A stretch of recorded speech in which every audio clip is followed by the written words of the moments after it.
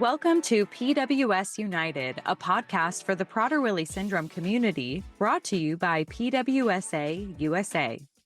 This podcast gives the latest news in research, advocacy, and family support by bringing together staff, volunteers, PWS treatment specialists, biotech and pharmaceutical representatives, caregivers, family members, and individuals with PWS.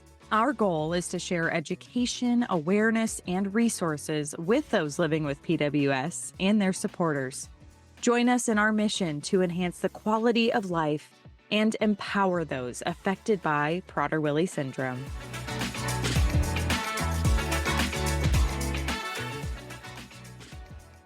Welcome, everybody, to PWS United. We have a fun episode for you today. We thought it would be fun for you all to get to know the staff of PWSA USA a little better. So we invited them all here in the virtual space in the podcast and asked them all a few questions.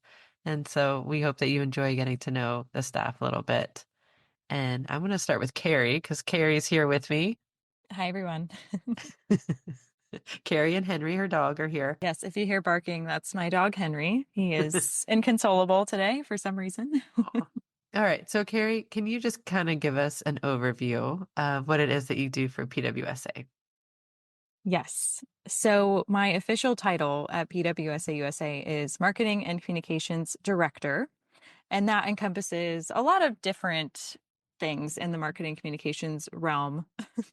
And so I think the main pieces of the role include, managing the website, doing any graphic design work, coming up with some communications plans for future events or programs that we're implementing at PWSA, managing the email marketing, the emails that go out to the community, and our social media efforts. And I am just one piece of, all of those great things. And Annie is equal partner in making sure that is all managed well. And I'm pretty sure it's not equal.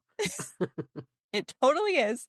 But we work obviously very closely together, and we are, I think, a pretty well-oiled machine at this point. And wear different hats and make sure that everything is worked on and executed as quickly as possible, and getting out as many resources and as much information to the community as we can. And so that's a small summary, Annie. I literally could talk all day about the different things. I know you could. that we do. So much.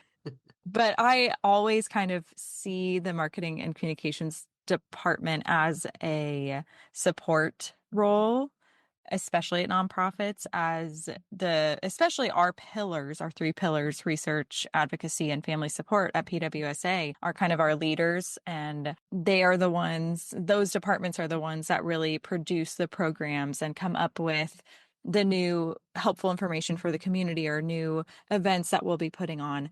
And we are kind of the execute team of making sure that they get the documents that they need, get the web pages they need, the promotions that they need, and resources together and push them out to the community. So I've always kind of seen our department as supporting everyone else in the organization in various ways. So again, though, I could talk all day.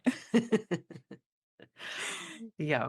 Well, what's something that you love about working here? I love so many things about working here, and some of them are personal, but I will talk about the professional reasons. So I love that this role allows us to share so many stories. I think that that's always been what drives me to do work every day, is those, personal reasons how a community is positively impacted by a nonprofit's mission.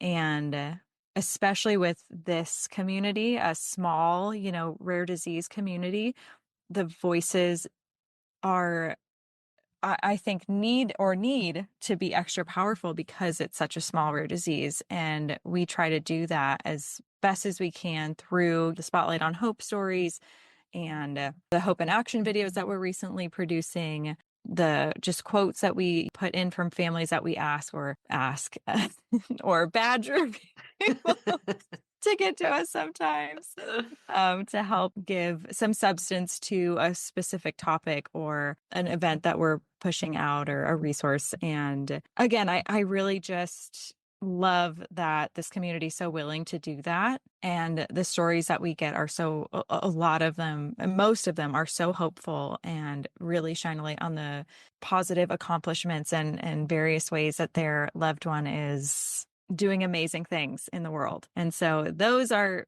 awesome to see. And again, I mentioned that we need voices to be loud and powerful here because it's a small rare disease, but I think that's the way to spread awareness of PWS, because that's always something that I've heard ever since I started working here was we want everyone to know what PWS is.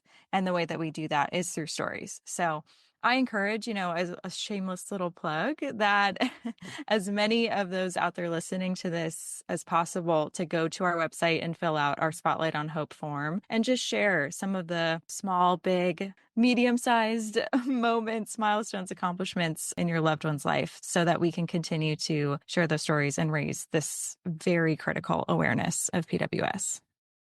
Is there something that hasn't been said today or you can reiterate that you want people to know about PWSA? So something that I would love for people to know, and I think a lot of people do know this, but I don't know if people know it's available literally all the time, is our emergency crisis phone line is literally there at any point. And the reason that you call, it can be anything from you're in the ER and you need one of our family support team members to help walk a doctor through a medical emergency to just wanting to talk to someone that knows and gets what you're going through. And it's just a hard day and you just want someone on the other end of a phone to say, I get it and we're here for you and we are always going to be here for you and just walk you through those feelings. So I think a lot of people do know that we have this phone line at this point, but just to reiterate how important it is and that it's always here. We're always here. Perfect. All right. If Steve said tomorrow we're going to get up and we're going to get on a plane and we're going to go to the place that you want to go to the most, and we get to spend a week there, where would that be? A whole week. There's a lot of places that I honestly would I know it's say hard. it is hard. Tomorrow. Okay, so it's also winter. So I would probably avoid any cold.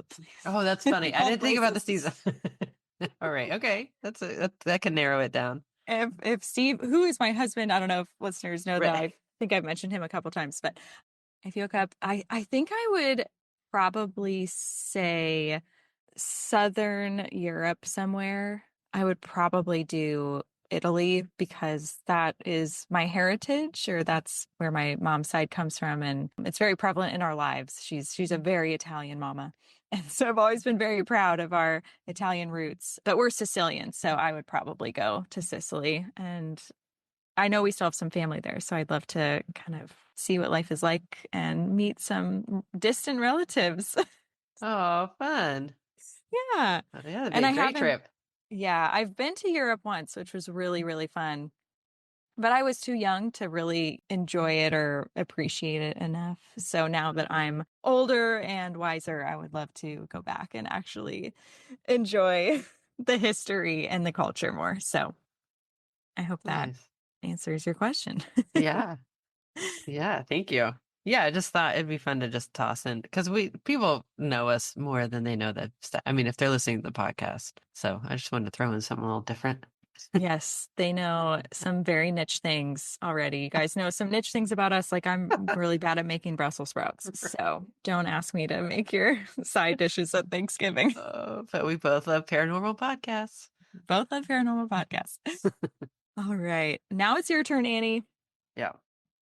Okay. So introduce yourself. What do you do for PWSA USA? My name is Annie. Y'all know I have Freya, who's 13. She has PWS, and I have a couple other daughters too, who are just as important, but for this scenario. I'm always like, I always worry that my girls are going to listen to some of the stuff. Be like, you loved Freya more. I'm like, no, it's just that it's It's relevant. just She's time. Yeah, relevant it's here, relevant. Yeah. and you guys are not as relevant, but I love them all the same. In this space. Very relevant in life. Yes, yes. But yeah, I am the marketing and communications coordinator. So basically, I do what Carrie needs me to do. I'm just so like She I does it all. yeah. Well, no, I got it. There's a lot that I don't do, but mostly newsletter, blogs, social media, Writing. writing. Do a lot of writing. Annie's an Ah, amazing writer. well, thank you. Yeah, so that's what I do. And you work on this podcast and you edit our Oh, and the episodes. podcast. Yeah, which actually takes up a lot of time. Yeah. So, yeah, the podcast. Some candidness about the behind the scenes. Uh-huh. Well, that's awesome. I'm so I tell you, hopefully often, but I can never say enough how grateful I am to have Annie as part of our PWSA USA team and on the marketing communications department. It's yeah, I feel like again, we're just becoming a well-oiled machine, which is great Hmm. because it does ultimately benefit our families and individuals. So Well, I I think. appreciate working with you. It's been amazing so far. So, Yeah. So, what is something that you love about working for PWSA USA? yeah, that's a hard one to pick because I love working with you. I love working with everybody else. I love the work that we're doing. I am very much service oriented in what I do. I like to be of service, and I also like to be creative, and my creation is gardening or writing. So this is kind of perfect. I mean, I haven't had as much time to garden, but but so I get to be of service to a community that is very near and dear to my heart, of course. So I really love that. And I just love the camaraderie of the staff.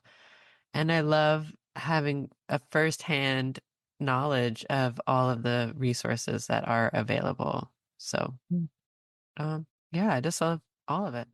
Except that I don't like, because it is remote and it's all computer work, it's a lot of sitting, looking at a computer. And I would love if there was some other way, but that's just the work that we do. Mhm. So. Just We gonna have take all breaks. like, right. You need to take breaks, take your walks. I love my walks. Yeah. Near and dear to my heart. But we all internally have talked about ways that we cope with that. And I think we're all kind of on the walking pad train. So we're all like convincing each other to get walking pads. Yeah, yeah. So yeah, we try to figure it out together. And we get together in person here and there throughout the Uh-huh. year. And that's actually coming up. We all get to go back to the conference space in Phoenix, Arizona at the end of January. And it's a time for amazing collaboration, Yeah. a That's lot where of brainstorming is done. That's where we do fun videos with staff for social do fun media. videos that I remember when Ask Nurse Lynn became a thing at that Mexican restaurant. Yep. Like, Yes. It's just a full brainstorming session. And I know for this specific one, a lot of conference work is going to be done as well as we're mhm. getting closer to that date. So yeah, we can't wait to be back in person with everybody. Yeah, That's I'm going to excited. it's going to be awesome. Yeah. And we're excited to make Um, some more fun reels. But if mhm. any TikTokers out there are a little of a younger generation and have some ideas, send them our way. What kind What of reels reels? videos should we do? Yeah. What do you want to see? Yeah, that's awesome. Thank you, Annie. And then is there anything that you wish people knew more about PWSA? Yeah, I would say, I mean, I reiterate what everybody has said already, which you'll hear in this podcast after us, but I think it would be good for people to know how many opportunities there are for them to participate. We provide a lot of service and information, and I know some people like me want to participate. They want to be of service. So there are lots of ways you can do that. We have work groups that you can join for advocacy, for marketing communications. You can apply to be a parent mentor. You can write blogs. You can reach out and ask if there's certain topics that we're looking for. You can join the advocacy efforts in DC or locally. There's a variety of ways that people can jump in and help us do some of the work and participate and get some of those benefits of being of service because it is satisfying. It feels good. So yeah, I think that's good for people to know. Absolutely. There's so many different ways people can get involved in a big scale of the Yeah, even time host a commitment. fundraiser. Yep. That's a good one. There's So if you're so many interested, ways. if you want to get involved, but you maybe not sure where it can fit in, I think you can probably email info@pwsausa.org and just let us Absolutely. know that you want to jump in somewhere. And then I have one more just fun question again, so people can get to know us a little differently as well. I actually came up with like 10, but I'll Oh, just ask one. If you could master any hobby or skill instantly, what would it be and why?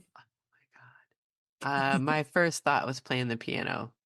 Oh, I like that. Yeah, I love the piano. I'm gonna have a guitar. I can play to drunk people around a campfire, like some sing-alongs. It's a good skill. People enjoy that. I love guitar playing. I love the fiddle, but I just think, God, when people sit down and play piano, I'm just mesmerized. And Hmm. my girls can play a little bit on the piano. Frey was taking lessons for a little bit, and just that rudimentary playing. Yeah, I don't know, I just love it. So I would love to just be somebody who could sit down and bust out some amazing stuff on the piano. That's what I want to do. That's a great question. I like that one. A great answer. I honestly would echo similarly. Like, I just have learn a musical or know a musical instrument. I don't even care what it is. I don't know any. It's never in my skill set growing up. That's awesome, though, Annie. Well, we hope that you all enjoy this episode and getting to know the staff members and, yeah, just give you a better insight into what PWSA is, what we do, and the people behind the scenes. And without further ado, let's welcome our first staff guest. So now we are joined by the lovely Katie Martinez. Hi, Katie. Thank you so much for hopping on the podcast today. So, can you tell us what you do for PWSA USA?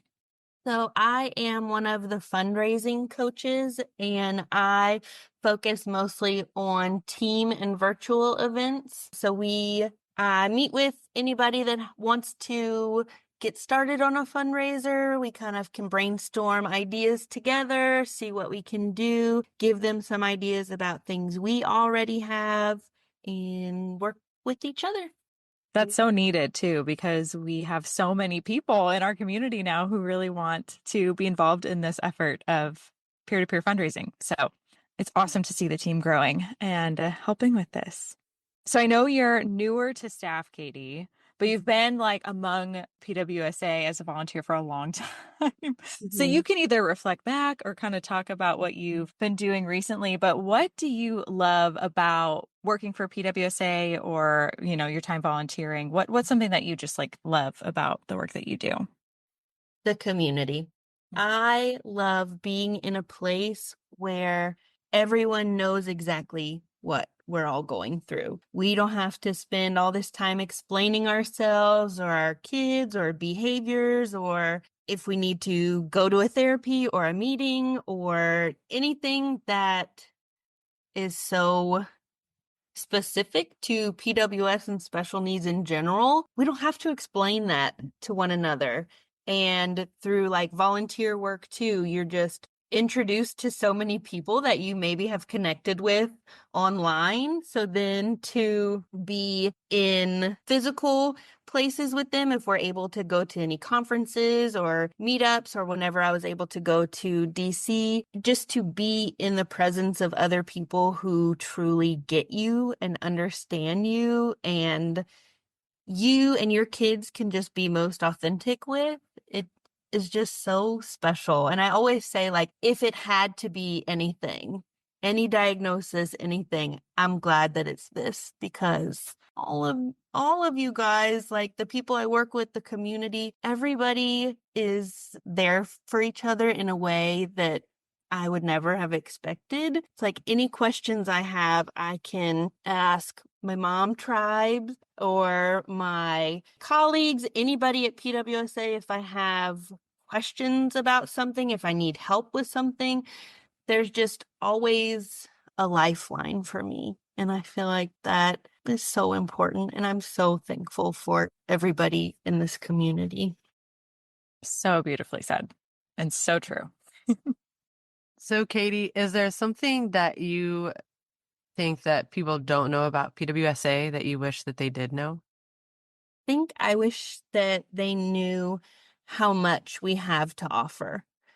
There are so many different areas that we can be of service and of help to families that I just don't think as many people are aware of. And I want to let people know or just get the word out of all the different things that we have. I know the Pulse and different websites and hubs, Like the Facebook groups. yeah, the Facebook groups, like all those things are there and they can connect people. But I think a lot of people still don't know maybe everything that PWSA has to offer. And it's so much more than just, oh, here's this one way of support, or I can reach out to this. It's like family services, medical services, research, any kind of resources you need for school, IEP help. There's just so much more than I knew initially whenever like someone was little, that I was like, I don't really know who to reach out to.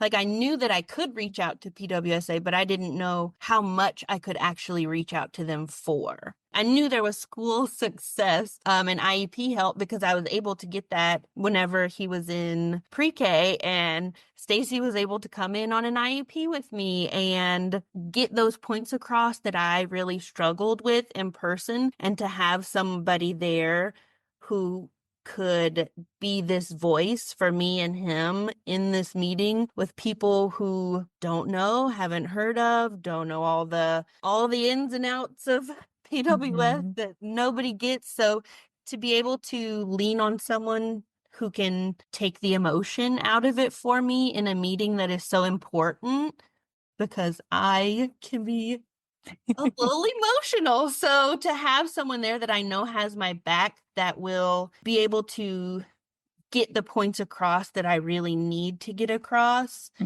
those were so helpful. And then just all the other people that are there, the nurse line, the family support. Like if we were ever having a rough day, I knew that there was somewhere that I could go where someone could be like, oh, this is happening.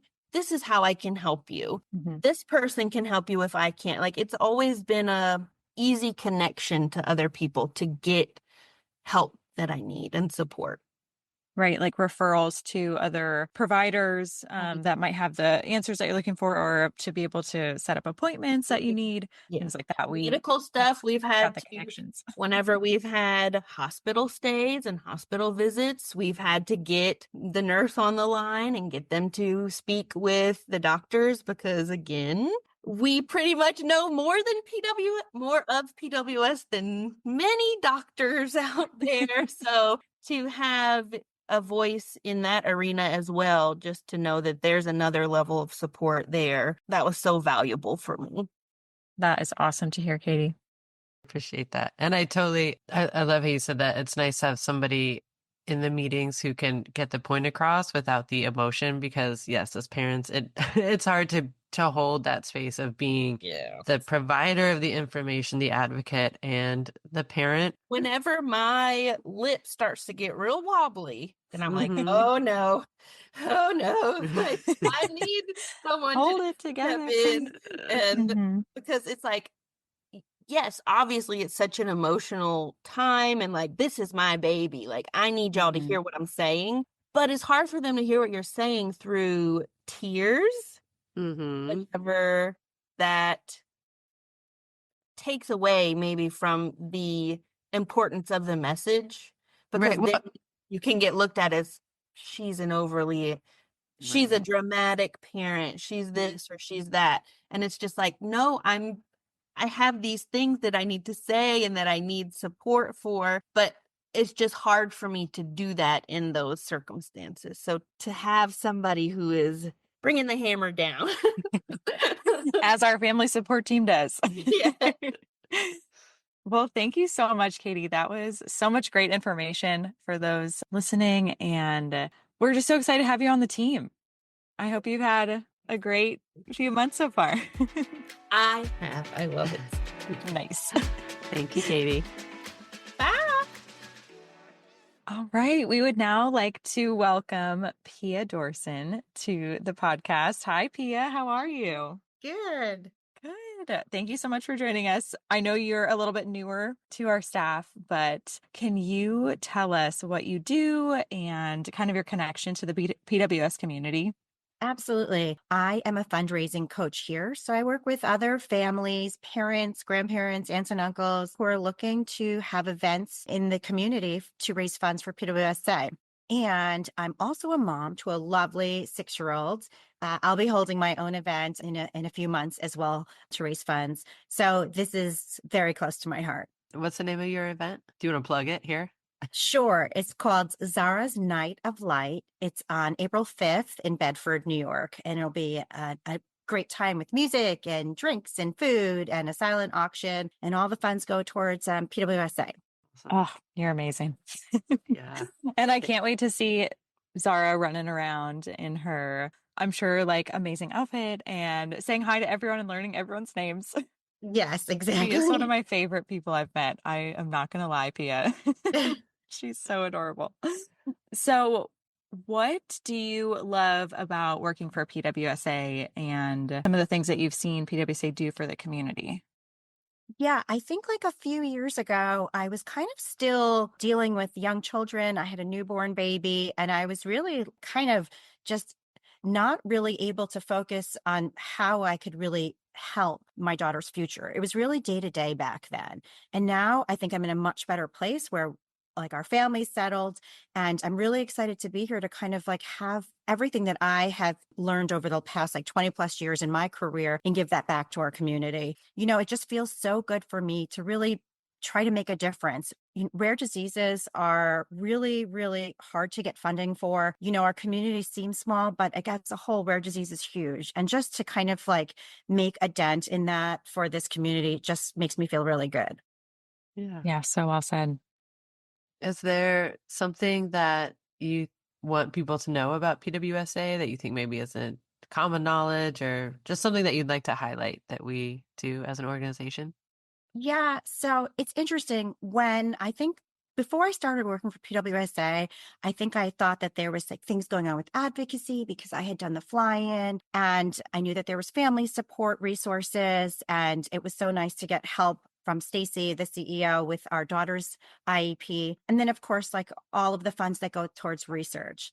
And that's kind of what I thought was everything in this like well-oiled machine. And then I came to realize that it was just like a very small group of extremely hardworking women who, spend like day and night focusing on this. And it's just, I think it's different. It's very different than all of the places that I've worked before. This has a whole different meaning to all of the people who work here. Almost all of us have a Prader-Willi child. And so we're kind of putting our heart and soul and everything that we have into that. And I'm just so honored to be working with all of these women. I know I say it all of the time because I really, really am. It's just the best place ever to want to be where everybody gets it. And we're all kind of supporting each other as much as we can because we all have the same shared goal.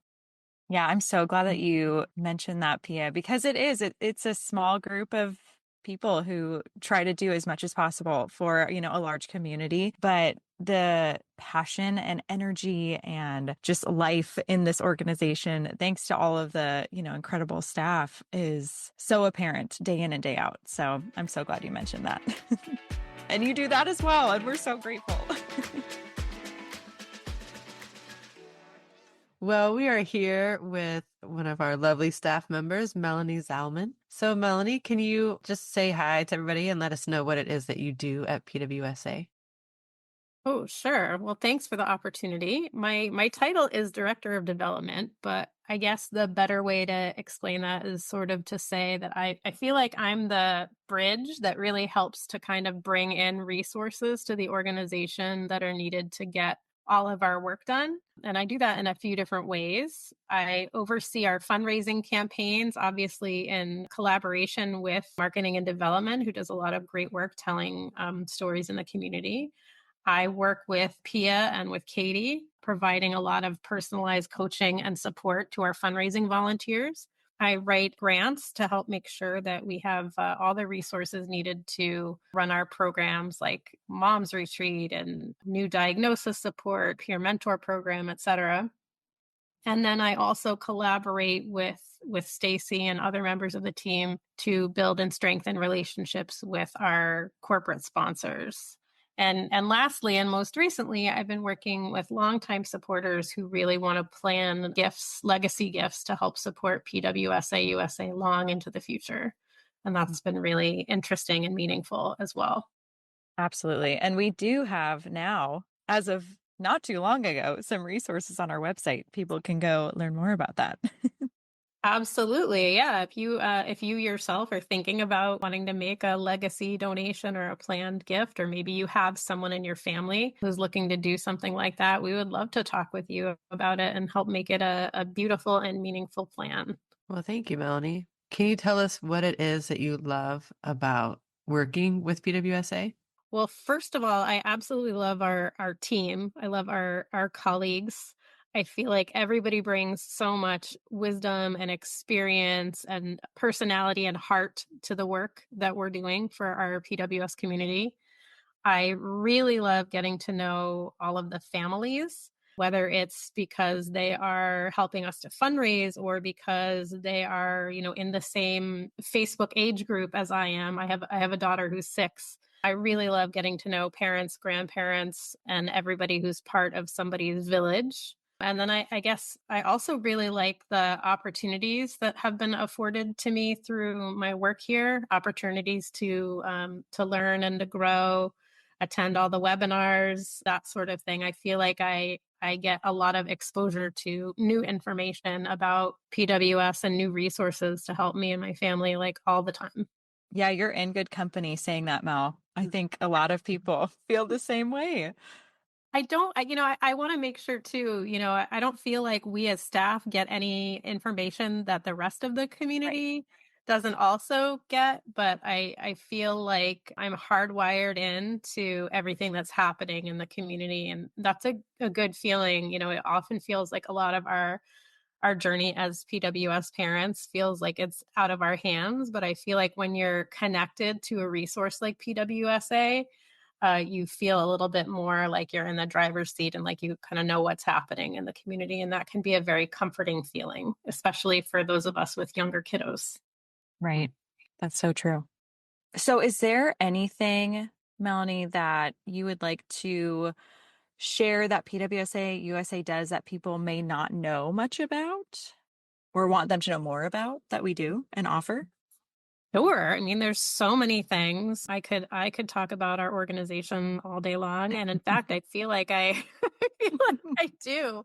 But I do feel like there are not just things that we do, but things that are just happening organically in the organization that I think are cool to emphasize, cool for people to know about. I feel like I've heard like misconceptions about PWSA that like we're only here for new families or we're only helping people with residential transitions and that sort of thing. I just want to make sure that everybody who's listening knows that no matter where you are in your journey, whether you're a brand new family getting a diagnosis in the NICU or you're caring for an older loved one with PWS, regardless of where you are in that journey, we've heard it all. Our family support team has answered all the questions and facilitated all the transitions and is on call 24/7, 365, regardless of the age or the stage of your loved one with PWS. So I think that's really important to emphasize. And I also want to say that I'm in the Facebook support groups, which I hope everybody who's listening is also in their age appropriate group. And I know how overwhelming this journey is. And I think something that's brought me a lot of comfort in my work here is just knowing that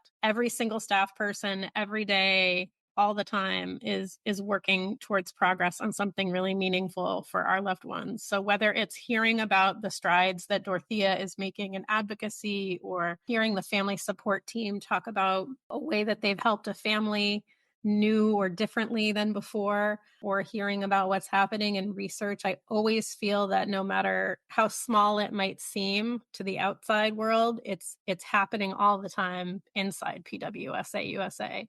And I think the last thing I'll just say is, I hope it's okay to say this to you guys, but I want to say that I think our podcast is absolutely amazing. Oh, you can say that all day. Yeah. I'm surprised all the time. I'll talk to friends of mine in the community and people who haven't heard it yet. I was never really a podcast person before our podcast. I had a couple of things I listened to a few times, some comedians and some self-help gurus and stuff like that. But I have to say, every week now, even though I get the emails, even though I'm in the staff meetings, I feel like if I don't listen to the podcast, I feel like my week is somehow incomplete. I hear the information differently in the format of the podcast, and I feel just very warmly and very positively about all the good that it does and all the things that it helps me see as a parent that I'm not able to see just by reading something or by talking to, a friend who's also in the community. So I really hope people will make it a point to listen to it and to also reach out and ask questions, whether it's through Ask Nurse Lynn or any of the opportunities, Annie and Carrie, that you guys provide inside the podcast to kind of hear voices from the community. I think it's a really great chance to kind of gather new information and experiences in a really pleasant way. So I hope more people will listen to that. Oh my gosh. Thank you so just much, Melanie. melted our hearts. I know. It's important. I think it's PWS or, all rare disease can be very isolating. We're coming out of COVID. There's a whole generation of PWS families for which this in-person conference coming up in Phoenix next year will really be their first opportunity to gather with other families. So in the absence of those opportunities, resources like the podcast are like invaluable. So I do really hope people will listen and, maybe they'll get what I got out of it. Mm-hmm. That's I'm our a couple goal. episodes behind, so I gotta get on that. I know, every week we got a new one. So I know, it's amazing what you guys do. well, thank you, Melanie. You're welcome. We appreciate that sentiment so much. And Annie and I are so happy to be here and doing this every week. So, and thank you for stepping in when needed. Oh, anytime. Yeah, I look forward to the next opportunity. I think it's good for the community to hear lots of different voices and lots of different experiences. And I know that you guys are big into making that happen. I will be a faithful listener and a helper whenever needed. We appreciate that so much. Yeah. Oh, thank you so much, Melanie. And thank you for all that you do for the organization, for families, for us. We appreciate you. Thank you. You too. All right. So here we have our advocacy guru, our director of community engagement, Dorothea Lance. Can you just give us kind of a rundown of what it is that you do for PWSA? As the director of community engagement, I work with our advocates all across the country. And, I originally started the advocacy work that we are doing in DC, which has been phenomenal. And we have developed some incredible relationship as a result of the work that we've been doing in DC. And recently, we have really geared up and started doing state-by-state work with state legislators throughout the country, trying to have PWS recognized in one way, shape, or form. So we are trying to improve waiver program accessibility for individuals with PWS. We've outlined about 10 different states and have really dug our heels in with the first 3, and it's been amazing. So I get to work with our advocates on a daily basis. I do a lot of talking, clearly, and I do a lot of training, and I help members of our community, whether they're families who have a loved one with PWS or an individual who's actually living with the disease and can articulate what it's like to live with the disease. I help them frame their stories in a way that will get the attention of policymakers and help us in different areas use their story to influence that policy to help other individuals who have PWS. So yeah, I'm a storyteller. I was going to say, you said I speak to it. I was like, AKA motivate. Motivate. That's yeah. Your like overall umbrella thing. Like a cheerleader, like an advocacy cheerleader, I guess. Is like where I got pom-poms, you know? I also will say I've had the immense pleasure to go with Dorothea a couple times to DC outside of the fly-in too. And our last rare disease week that we went to, I caught this perfect moment on camera, Dorothea, where you're among this like group of people after a meeting that Rep Braun, or is it Oh, Senator? Senator Braun. Yeah, Senator Braun, soon to be governor of Indiana. Yeah. Yes, that Senator Braun held. And afterwards, there's a lot of meet and greet and mingling. And I was able to capture Dorothea getting like hugged by all these people and tapped on the shoulder by all these people in like one small moment. And I was like, this encapsulates so well what Dorothea does. She just makes all these connections and you do such a good job at it. So Oh, thank you. It's really it's about networking, creating relationships, and then fostering, nurturing those relationships. But you know, it's been exciting to watch how it's trickled throughout our community. You know, I was in a meeting earlier today. I was catching up with a family who just decided to head to DC on their own, needed to get away for a little bit. And they were there last week and they'd reached out to me when they were planning on going. And it was kind of this last minute trip. And they said, hey, listen, could you give us what's an idea? Like we figured we're going to be in DC. We might as well take the kids and go do some Hill meetings. What are some policy issues? Like what's going on right now that we're working on? And I was like, well, and, you know, kind of took them through and they set up the meetings on their own. They had 3 meetings on the Hill. They met with key members. They did it all on their own. And they were telling me about it today. And I was so happy and I was really so proud because it shows how far members of our community have come and how people who've never done this before feel empowered and have realized, you know, I have a voice and why not share it when I have the opportunity? And they did it on their own. And I was just like, oh, I'm proud of that's them. amazing. Yeah, it was really cool. And they had great meetings. Yeah. Great meetings. And I'm excited to have them share with the rest of our advocacy committee. It's exciting. It's exciting to see stuff like that starting to happen on its own. That's beautiful, Dorothea. Thanks for sharing that because I think that is something that was a major point during the first line. I think the word fear and scared were brought up those a few times. brought up a few times. But since 2022, people are just going out on their own. There's just power and passion now in its place. So it's very cool. And Cool. you do that to so many people. You inspire that. So go, girl. I like to tell people I'm really good at lighting fires. The best possible fires. So, Dorothea, what do you love most about working for PWSA USA? That is such a loaded question. No, honestly, and I say this all the time. It's the best job I've ever had. There isn't anything that I don't love the most. Or maybe there's one thing that I don't love the most, and that's that I don't get to spend enough physical face time with the people that we work with. Mm-hmm. Because this is a remote position, which is also a phenomenal reason to work with PWSA. I love this job. I love the families that I get to talk to, the stories that I get to hear. I'm constantly learning. We have the most talented group of women that I've ever had an opportunity to work with. And everybody brings something different to the table. Everybody is a professional. Everybody knows how to have fun. It's just the camaraderie is wonderful. The banter back and forth is hilarious. Mm-hmm. We all seem to be our own individuals, but we're on the same wavelength. And when you're around a group of people who love what they do and also have been given the ability to be creative and do what they do best at their job, it's like perfect symmetry. Mm-hmm. And we all have these different and big personalities, and we all work so well together. This organization helps people. It's helped me figure out our PWS journey as a family with a child living with this disease and kind of what that looks like. I could go on forever. I really could.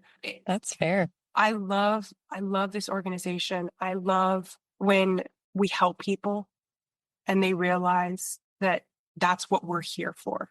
I love the work that family support does. Yeah. I love how Kim is able to go all over the country and train people to work with individuals who have PWS, and just that time when I tell people, whether they're families or whether they're school personnel or outside people, you know, these are the services that PWSA offers. People just, they're floored. And what we're able to do as an organization on a shoestring budget, I might add, is nothing short of a miracle.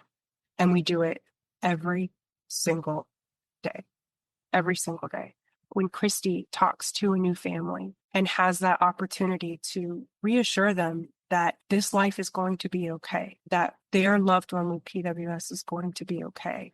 You know, I remember when the family support coordinator did that for me. And that's the reason I came to work for PWSA, because it affected me on such a deep level. And it helped me keep it together. I love what we do. I love what we stand for. I love that everybody's ready to dig in and get their hands dirty to do whatever has to be done. And we respect each other and we respect each other's time. I love, it's the best job I've ever had. Can I ask one off the cuff question? Do you Go have for it. like an advocacy moment in DC that stands out as like just one of the most powerful, or maybe it was, You know, I have one, but I think it's a little bit more personal. And of course, I'm tearing up because that's what happens. It was the moment I realized I had a village around me too. And it was October of last year. So that was 2023. I was in DC, and because of all of the meetings and speaking engagements, I had to be there for 2 full weeks. And I brought Hunter with me. And I had mentioned to a bunch of our advocates in the advocacy committee, I was like, guys, I got to be in DC. I got to be there for a couple of weeks. I'm not staying in a hotel for 2 weeks with my son because that's just not going to work. Is there anybody that wants to come? And we'll rent an Airbnb and we'll split it. And next thing you know, an Airbnb, and there was like 10 of us. And it wasn't the whole time. It was like, okay, I'm going to be there for these days. Okay, I'm going to be there for these days. There was this one time right in the middle of that first week where there were Hill meetings and there was the RDCC meeting. And I was actually speaking at the RDCC meeting. And that was my moment because I got there, I was introduced and I got up there on the podium and I look out and all of the moms were there. We had this PWS mom row. And I had Hunter and I'm like, oh, I got to go to the podium. And they were like, we got this. We got you. And I was like, wow, wait a second. They've got me. And I'm standing up there on the podium and I'm looking out at this room filled with people, and it's mostly industry, but there were some other advocacy groups there too. And then there's our row of PWS moms, and they're taking care of Hunter while I'm able to speak about PWS and the policy initiatives that are important to our community and to the rare disease community at large. And it was that moment of realizing I had a village helping me too. Because sometimes with the work I do, I'm constantly lighting those fires, constantly, just come on, guys, you can do this, and I'm cheerleading. And that was a moment where I realized they're my cheerleaders too. I was really moved and I fumbled in my speech a little bit because I looked out and I was like, I'd like to recognize the group of PWS moms. And I looked back in the room and there they were. They were like bells and whistles with my little guy. We're doing something right. But I have a lot of those moments. But that was a really cool everything moment. It was all encompassing. Right. That's awesome. I'm glad you feel that way because you do. You have a whole village among the advocates, among staff. Like, we all love you so much. So, No, you guys are great. is there anything else before we let you go, Dorothea, that you want to add? I mean, I can talk forever. You want to do like a plug for advocacy at all? Honestly, I'm excited. I'm excited for 25.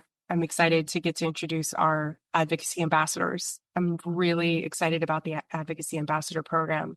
I'm excited about the advocacy training course that we're offering for the first time ever. It was one of the first things that I wanted to do when I started at PWSA. And thanks to the collaboration with Patients Rising, we have a PWS specific advocacy masterclass that starts, it opens, registration is already open and class begins the week of January 13th. It's a 6-week course that has a final project and everything. Yeah, I'm excited about that. And I'm excited to see what happens this in 25. Like the meetings that we've had with the state of Illinois, with the state of Georgia, state of Texas now. We have our first 2 meetings with members in Texas tomorrow. Our meetings have been going great. The reception is there. Like I'm excited about everything. So we are now welcoming to the episode Amy Moss, who is our Director of Accounting. Welcome, Amy. Thank you. Glad to be here. We're glad to have you. So can you give a little background for our listeners about who you are, what you do for PWSA USA? I am a CPA and I just recently joined about, 9 months ago, I think. And I hadn't known anything about PWSA, but I have a heart for nonprofits. And so when I was looking for a job, this one kind of checked all the boxes and I have really, really enjoyed it here so far. I pretty much do the budget to actual, the financial reporting, work with the outside auditors, make sure all of our accounting and our finances are in order as best as I can. And then you also help, our development team and making sure that our campaigns are going smoothly and keeping us on track with our HR side stuff. Yeah, some of that stuff, a little bit. Any here, a little bit there. accounting function kind of serves the whole organization as a whole. So wherever things are kind of needing to be taken care of that would affect our finances, then it usually seems like I pick up the pieces for that kind of thing as well. And it's so needed and we appreciate it so much. Thank you. It's definitely more of a behind the scenes role, as you know, Amy, but it's essential function to a nonprofit and to PWSA. Yeah, thank you. And, my first boss out of college basically told me, really set the tone for the accounting function serves the whole organization. So if we're doing our job, nobody knows that we're even here. The bills are always paid. There's always cash in the account, reimbursements are paid. And so if everybody's getting paid on their payroll and the cash is always there and the budget's always there, like we're just here to make sure that the wheels stay on the bus and kind of out of the limelight, but serve everybody else in the real work that you guys are doing to serve our constituents. Right. Yeah, I love so that. important.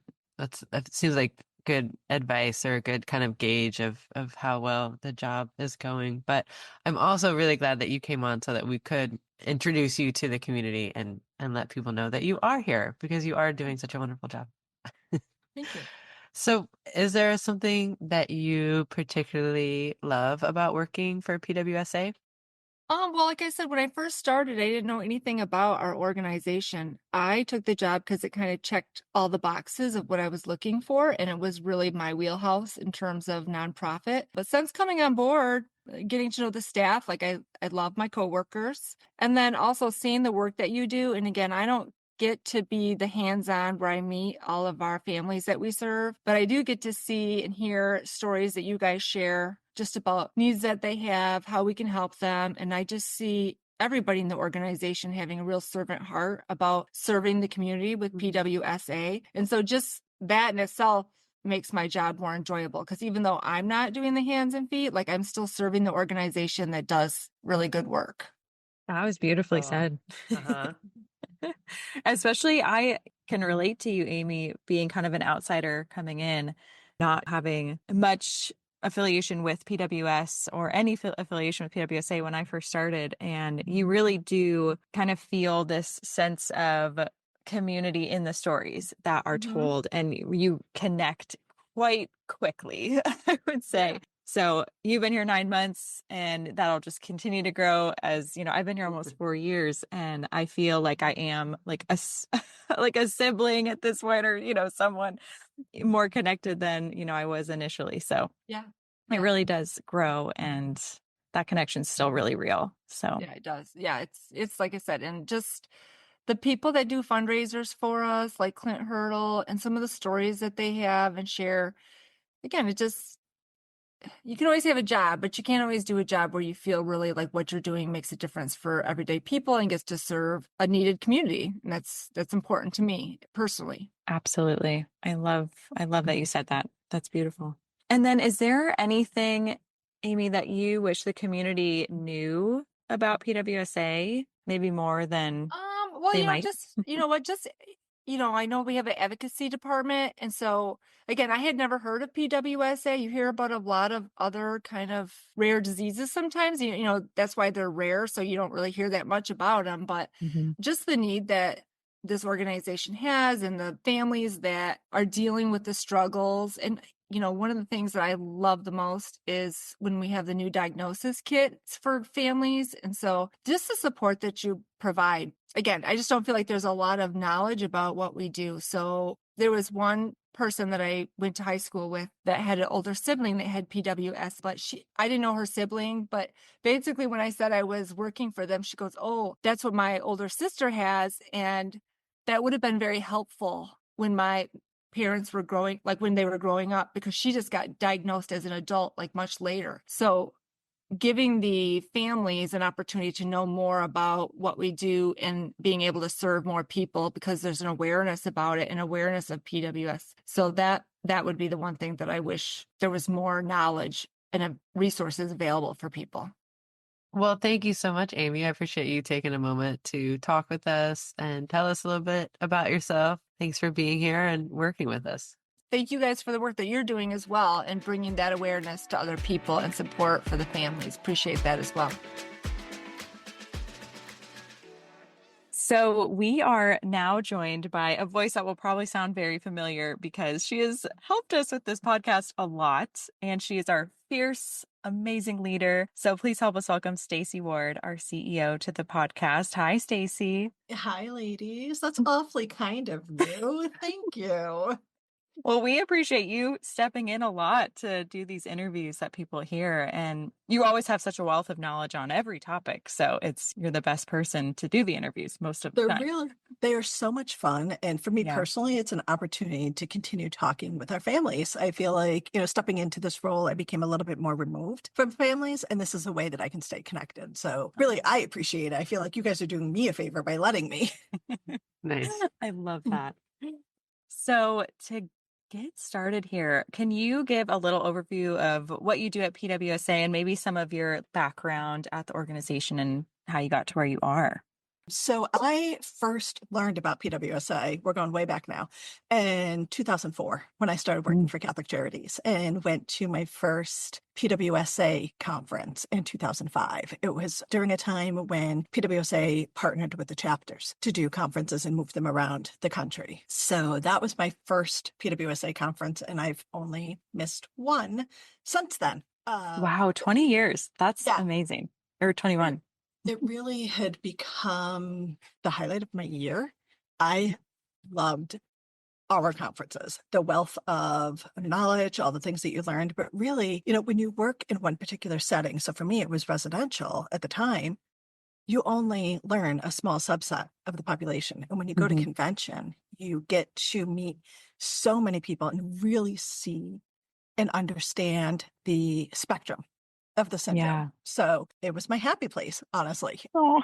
So I was with Catholic Charities for a while. I started doing some consulting with PWSA around 2010-ish, around there. So Evan Farrar, who was the family support director and previous executive director, had reached out at one point and asked if I would help do some consulting with other residential providers in New York State. So I would do some training, and there was a few of us on our team at Catholic Charities who would do that. One of them being actually Jeff Covington, who's on our board.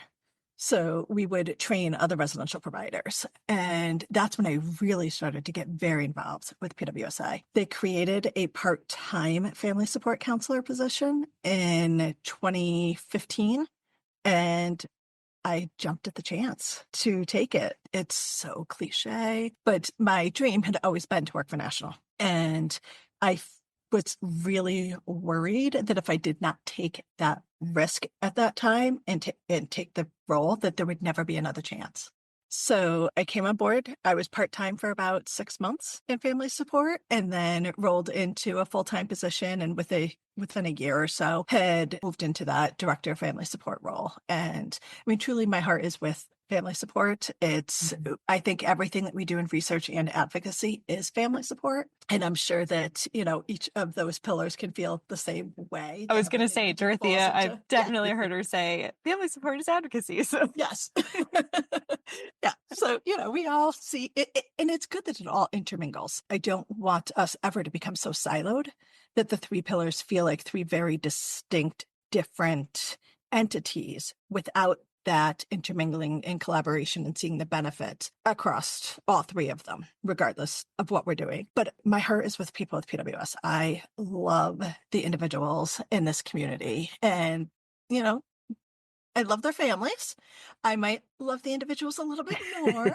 I Fair. joke with the team that, I love their children and I tolerate them as parents, but It's like your catchphrase.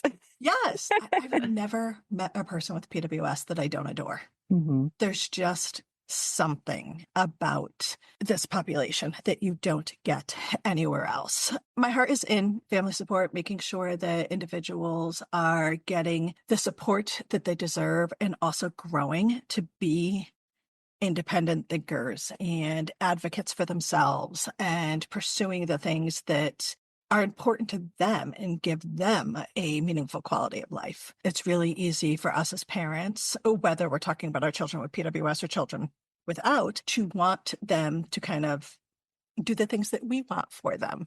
Mm-hmm.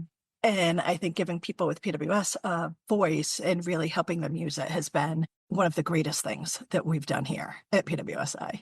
Can you share what some of those opportunities are while we're on the subject? Sure. So one of my favorite things is the Adults with PWS Advisory Board. And this was started, over 20 years ago by Jana Lee Heineman and Mary Kay Zaccardi. And it has morphed as the individuals who are on that board have grown, the tasks and the work that they do has grown and morphed into something that we probably didn't think it would become all those years ago. But that group, there's 7 individuals. There's an 8th who is joining early next year. So we'll keep that individual's name a secret for a little bit, but Just a little bit. Just a little bit longer. They have been participating in things like the DC Fly-In and encouraging their friends who are not part of the advisory board to join those events, whether it's going to DC or meeting with their representatives locally. We've done some videos with them, asking them to share their stories. One of the things that we're working on with that group right now is we want them to share what they wish their parents were told when they were born, based on what they know now. So when we talked about this at the Adult Advisory Board, the things that they shared were just beautiful. And Annie, you're going to make me cry too. But it highlights that there's so much potential and we have to continue to challenge and give people a platform to share their potential and their knowledge and their desires. Let's see, the advocacy work has been big. Over the years, they've created some training videos. They have some YouTube videos. Some of the folks have participated in their own state advocacy platform training programs like LEND or Policymakers. So they really want to come to the table informed, which has been just really amazing to watch. At this past meeting, we talked a lot about how they see themselves. And one of the things that this group would like to do and will be doing moving forward is functioning the same way our board of directors does with term limits and rollover and elections and committee work that gets done before you get elected to that advisory board, to really show how well do you work with others? Are you able to commit, giving, everybody lives in different time zones. It's a time commitment. Can you actually do that? There's many of us who want to be more involved without having enough time to do it. So, by organizing it and having this group function the same way the other boards do, I think it professionalizes the work that they're doing and truly gives them the respect that they deserve.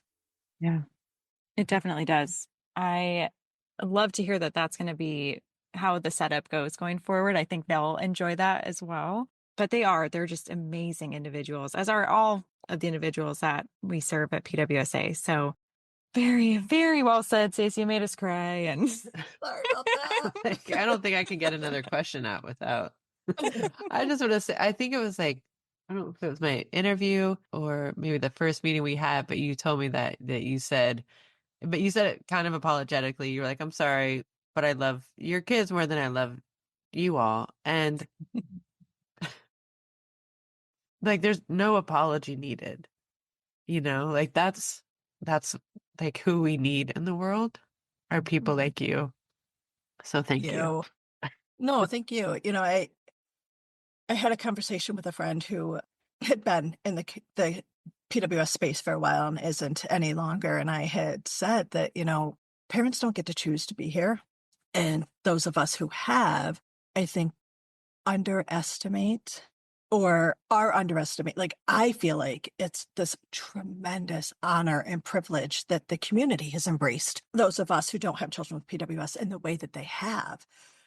And then I hear from parents like, no, we love you guys. And that's great. But I think when you guys are living it all the time, I don't know that you always realize just how amazing your kids and you guys are as a community. And to let your guard down enough to trust those of us who are outsiders and welcome us is really incredible. I don't know that I could do it if I were in your shoes.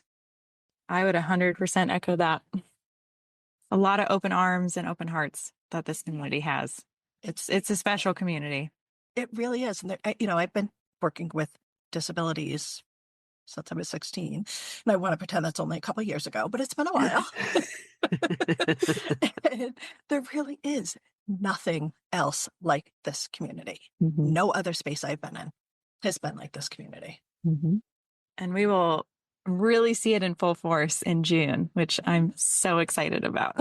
So am I. I'm so excited. I am so excited to see registrations coming in from people who have teenager and adult children who have never been to a conference. And just for them, that first time being around other families, just so excited about it. The 2023 conference was my first time. I'm really excited to bring my husband and my two youngest daughters. I'm excited to bring Freya. I'm excited for Freya to be there. Yeah. So I think we covered a lot of the bases here, Stacy, but I am so sorry. No, it's great.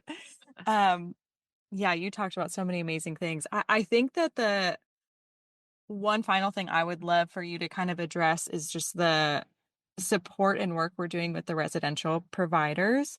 I know we held our first, residential provider conference this past summer, which was incredible, an outpouring of support for that. And I know that it's going to be an ongoing effort. And I just would love for you to kind of touch on some of the ways that we're doing that.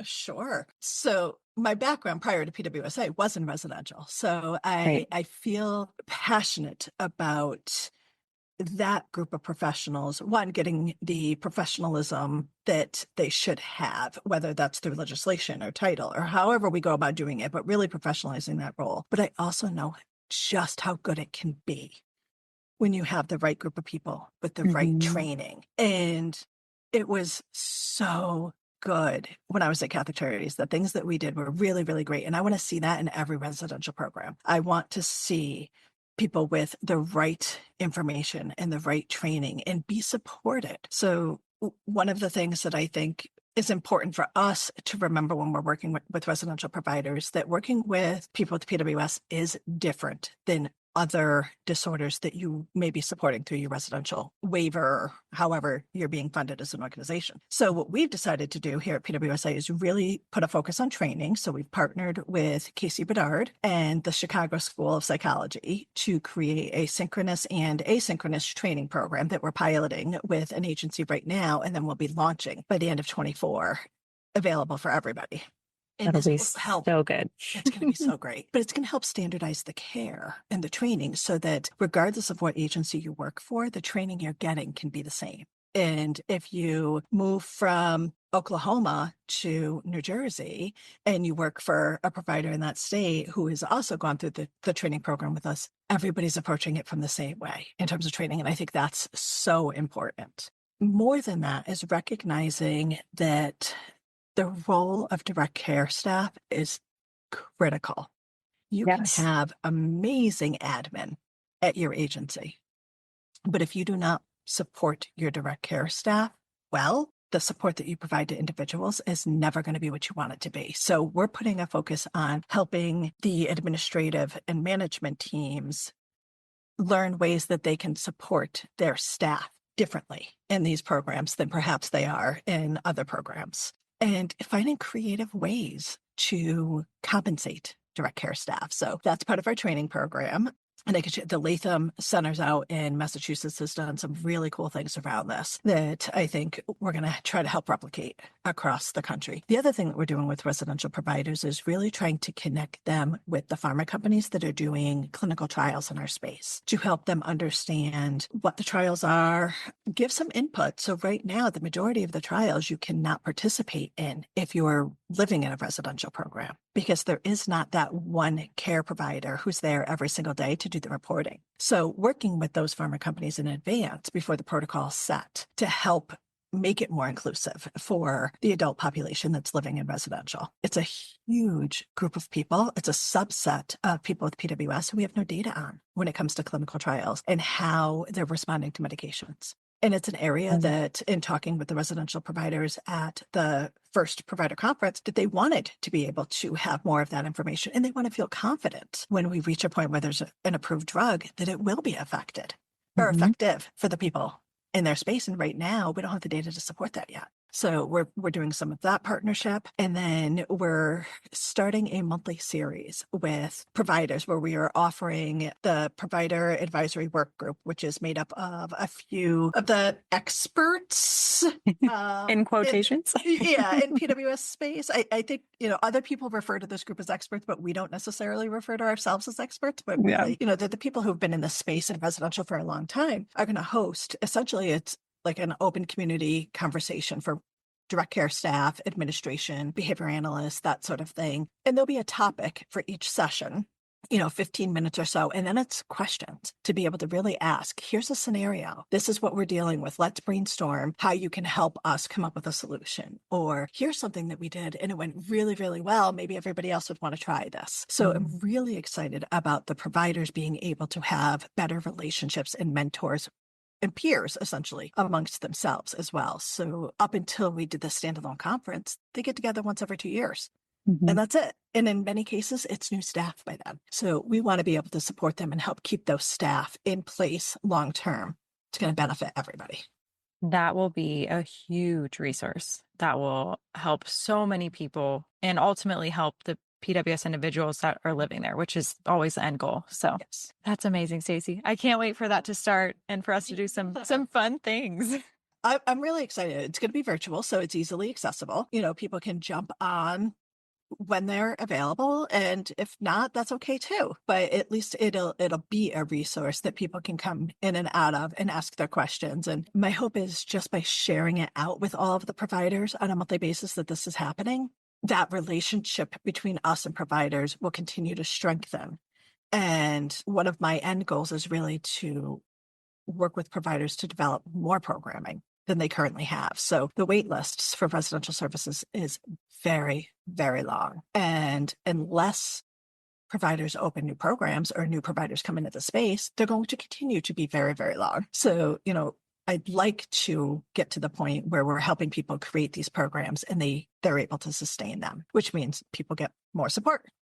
Best ideas. I'm so excited. I'm excited about it.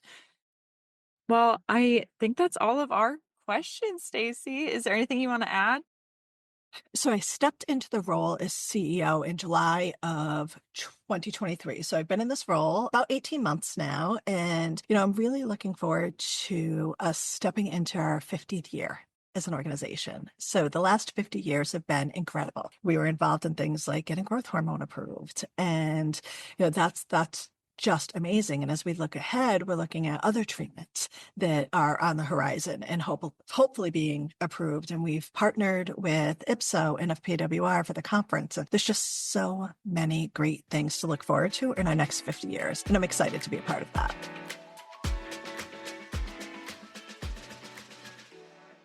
All right. And now with us is Sarah. And she is one of our lovely staff members, and we're excited to talk with her. So, Sarah, will you just introduce yourself to the audience, please? Yes. Hi, Amy. Thank you so much. My name is Sarah Kasabi, and I am a member work with the family support team. I'm an information referral specialist. I do a lot of work with family support and international support as well. And you have an amazing son. Please tell us about him. Much. Hi, Carrie. Yes. Tell you about my son. Oh my gosh. Yeah, he is like, he's my only child, but I feel like I have like 7 children. So he is just, yeah, he's just amazing. Like he's came a long way and he's doing great right now. But he had a rough start in the beginning, but to see him how he just thrives and he's strong. He's got this personality. Like I don't know where he gets that from, but he is very stubborn.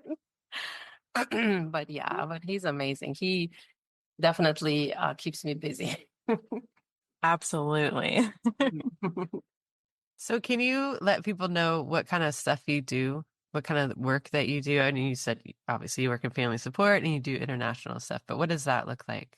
You know, part of the family support, what we do is basically just provide support for families of kids with Prader-Willi and the caregivers. So we do a lot of take phone calls, emails, WhatsApp messages, just provide support whatever they need, basically. So I'm just a little part of the whole family support, like the big family support team, you know.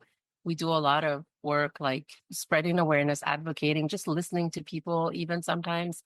So whatever it is that the families need support with regarding PWS that we can provide, that's what we do. And I do a lot of also international work. So we have groups in other countries that we work closely with the IPSO, also International Prader-Willi Syndrome organization. So yeah, we just kind of provide support whenever we can. And you helped Sarah bring together or bring about a PWSA arm or chapter in Egypt, right? Or in that area. Can you Right. tell us Yes. about that a little bit too? Yes. It's so cool. Yes, it serves the Egypt and the Middle East area basically because there's a lot of any Arabic speaking parents or in the region and outside the region. So anybody that their first language is Arabic, there is an official group now. It's established. It's in Egypt, Cairo, but it serves the whole entire Arab nation. And it's very cool because this is like we were the first encounter for this group that like this is the first people that they ever meet that knew about the syndrome outside of the country. And basically there's literally right now things are changing. People were getting more providers, but there was literally no support. Like a couple of years ago when we started, it was a desert. There was nothing that nobody knew anything about it. There was no providers. So now that the word is getting out and we became an official group, providers from like the Endocrine Society and providers from everywhere, they're like inside of Egypt and outside of Egypt, they're just reaching out now and wanting to help. So it's great. We serve like about 100 families right now. We started with 30. So I feel like awareness is also very important because a lot of people are out there, but they just don't know. Nobody connected them to anybody that knows about the syndrome. So yeah, this group really saw the light just because of, we're grateful for the support of IPSO again and friends of IPSO because they're the ones that allowed this initial grant to, because everything, you need money to start everything, and it's just a long time to do it. It's not like here you can just, right, in a week you have a nonprofit established. Over there it's a little bit, tricky. So that's how it started, yeah, with the help of IPSO. That's amazing. And obviously your help, an immense amount of help. And you should feel so proud, Sarah. You have done so much amazing work for that community and 100 families already. That's awesome to know that without anything there before this, they're finally finding the support group and people that can help with their, meet their needs. So absolutely, kudos to you. Thank you. That's incredible work, Sarah. Aside from all that amazing stuff, what is something that you love about working for PWSA? Oh my gosh, a lot of things. So working, at PWSA, first of all, it's just the honor of being part of this whole, like to be able to contribute a little bit in this whole big mission. just being part of this support group. It's just an honor. Just knowing that I could help someone on their journey, just like I received help in the beginning of my journey. It already makes you feel like when you help someone, even by just listening to them or connecting them to the right resource and things like that, the work that we're like doing, the meaningful difference that we're making in people's lives. And when I see the team member, the rest of the team members do that also, it just makes me proud that I can contribute even just a little to this whole organization. And the other thing also really is that the staff understands, the challenges that we go through as parents as well. And that's a very important piece. It's not like we're providing obviously support to other families, but we're also getting support when we need it. And you don't have to say anything. They get it already. Like, if one day you're like going through something, I don't have to explain like my workplace. They already know what's happening. And so that's that. You don't see that in any job you work for, so that's another honor. That's another great thing I'm so grateful for. So true. And I think Annie would echo a lot of the first stuff you said about how all the staff just are kind of jumping on jumping in anywhere they can to offer support. I know, Annie, that was something you said last year at our staff retreat. And it is so prevalent in our staff, I would say, that anytime there needs to be a question answered or someone needs to step in to help with something, it is so quick that someone's like, yes, I'm on it. I'm here. Right. That's right. That was one of my first impressions of you, Sarah, was when we were on our work retreat, which is my first time meeting most people. And we were getting a tour of the place and you were like on the phone with a family. And then you were talking with Lynn and with Christy and you were like, they need this, they need that. I don't know. It's like the first memory I have of you, of meeting you, was that you were just still working. Always Like, we're doing talking. this I'm little always tour, I You talk were too just- much. No, I Yeah, love I it. know. It's great. Yeah, it's a lot of times I really am on, like, especially the WhatsApp groups, and then the time difference. Oh, I can't, like, there's times like right now things are calmer, but there's times when we were like in the beginning doing all this work, I would just like wake up at 4 a.m. And then just to kind of like answer all these texts and WhatsApp, and even sometimes do meetings because it's all overseas. They're all working and I'm like, we're Right. sleeping here. I remember you leaving the dinner table a few times, or like, you were just on that phone, but you were working the whole time, and you never seemed to be resentful that you were like off to the side on the phone. You No, were I love dedicated to what you were doing. Yeah, I love talking to parents. And like I said, if I can make any difference just by listening even to them or try to help them, you can't, it just kind of takes, like, you can't resist, like, okay, I'm going to take this call and then we'll do something else, you can't. Before That's we let great. you go, quick, Sarah, you are so adorable because you're like, I'm just a small part of the family support team. But I just want people listening to know that you do so much for PWSA. Like if there's development work that needs help with, if there's marketing communications, if there's convention stuff, Sarah is the one who steps in, and she's like a master of all trade. She can do it all. She's like And the on top mom of who's that, got she all the speaks. answers. Yes, Mama. absolutely. And on top of it, she speaks 4 languages, which is just an amazing bonus quality. So you just Yeah. need to know how appreciated you are. And I just want everyone listening to know how much work Sarah does. So Oh, thank you so can't much. No, not mention it. Thank you so much. It's a teamwork. We all work together. Everybody has his own specialty, but we all work together. And it's just, thank you so much. It's just an honor to even hear that. But yeah, I wish people know more about what we do and things like this podcast. I wish people knew more, like what behind the scenes, how we do things. Like you guys do a great job with this podcast. Like I wish people, could know about the Discord, channel that we have. One thing I wanted to also mention, we also got the translated guides on the IPSO website. That's another thing people also maybe would love them to know, that just like PWS does not discriminate gender or language or race, we also don't. So any language out there is not going to be a barrier for us. We'll find an interpreter for you. We'll find whatever you need, but we also have really great resources on the EPSO website, like translated guides in so many languages. And then also there's like this map that you can navigate and search for your country, to see if there's a group out there and EPSO can connect you to it. So that's just one thing I wanted to throw out there that hopefully people also can benefit from. Very important for people to know that. I appreciate you sharing that. Well, Sarah, it's always lovely to talk with you. I appreciate Thank you you so and much, all the work guys. you're doing. It was great talking to you guys, and thank you so much for all you guys do also, all the great stuff, all the great work you do. Thank you, Sarah. Thank you.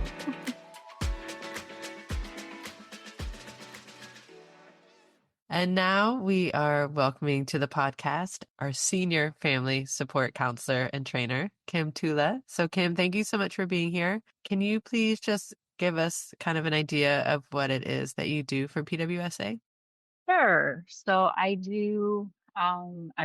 take and return all family support calls, when most family support calls. I also am the one who will answer currently on the 24-hour after hours line to provide emergency crisis support, psychiatric medication type help I can connect with peer-to-peers, providing emotional support to families, helping through behavioral crises. I also provide grief support for those with typical grief or disenfranchised grief, such as the new diagnoses or changes in the diagnoses. And then I also do all of the training currently for schools, activity day programs, and residential providers. So that's kind of what I do in a nutshell. So any kind of support that's needed, I'm here to try to help and provide. Thank you, Kim. Thank you for sharing that with us. Can you tell us what is something that you love the most about working with PWSA?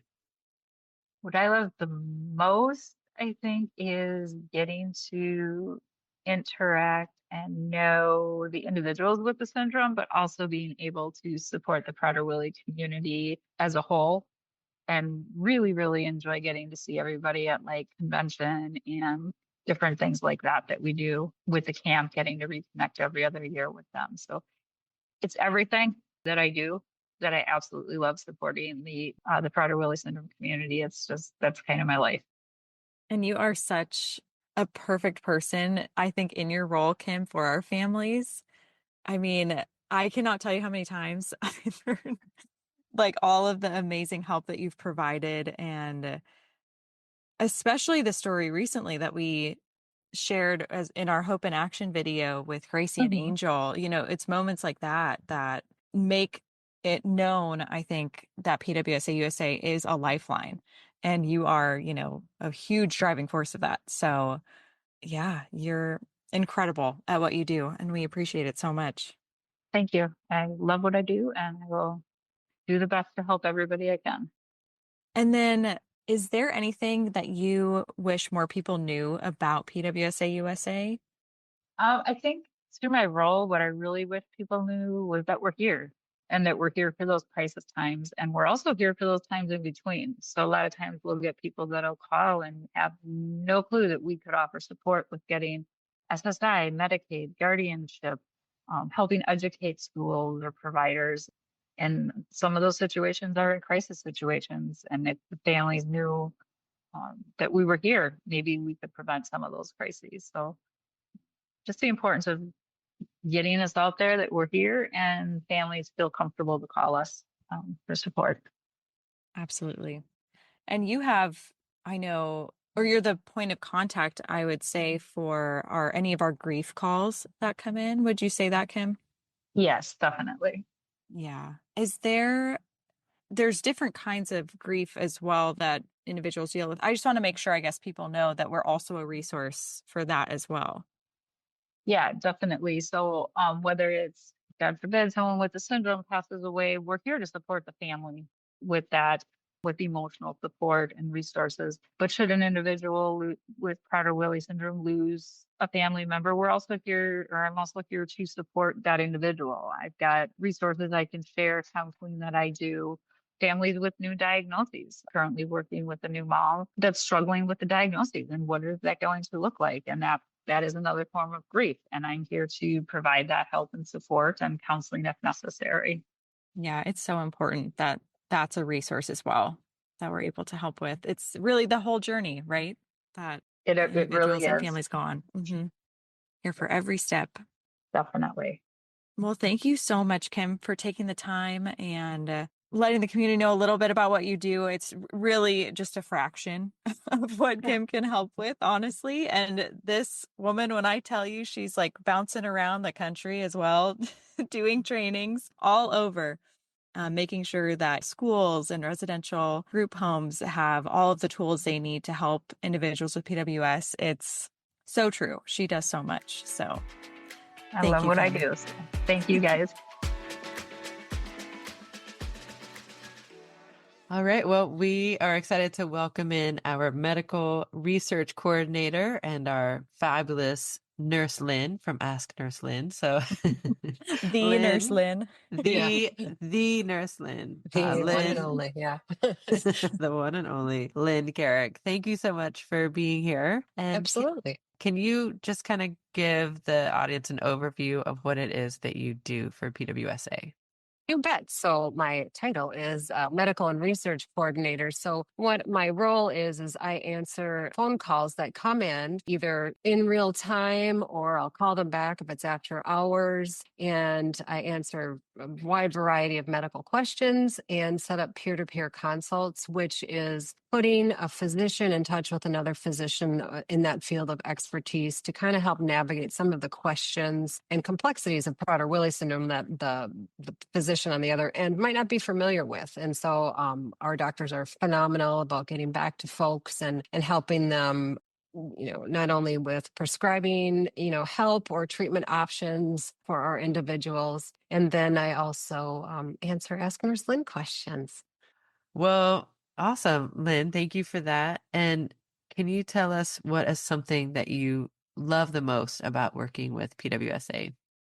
Well, I love our team and our community. We have a really cohesive team that all works really well together. We help each other out, and we're all very committed to Prader-Willi syndrome and helping the larger community get what they need, whether that be resources or just talking to somebody when they're having a bad day. And I think, that's what makes me feel so proud to work at PWSA is there's so many things that we all do to help out the community. And it's nice to get those little affirmations that, wow, or even just a nice soul filling feeling that I just really helped somebody today. And I know that I did because they said thank you. And I know that I've answered the questions or put them in touch with somebody that can really help in their certain situation.